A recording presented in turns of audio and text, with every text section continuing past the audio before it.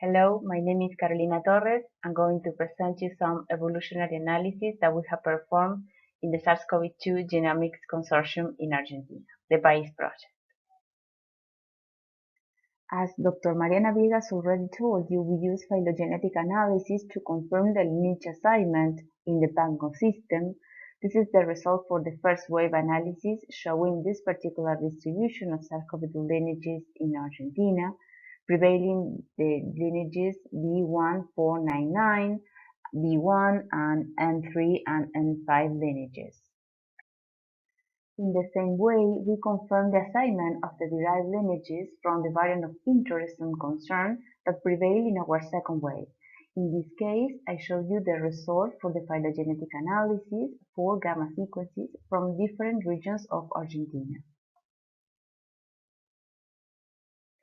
And also, we studied the introduction and the transmission chain for this variant. And we found, for example, for gamma variant that multiple introductions in cluster of Argentine sequences with no epidemiological links were observed, indicating introduction, establishment, and local transmission of this variant. And also monophyletic groups were observed, suggesting transmission chains circumscribed to one or few areas dispersed regionally or between distant provinces. And this is the same analysis performed for Delta variant and its derived lineages, finding similar results for the analysis of the introduction and transmission chains. And finally, we have performed phylogenetic analysis such as this one carried out for lineage B1133 and its derived lineages N3 and N5, important in our first wave.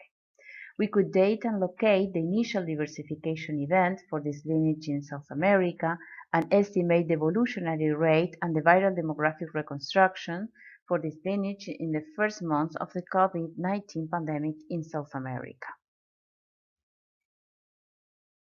Thank you very much.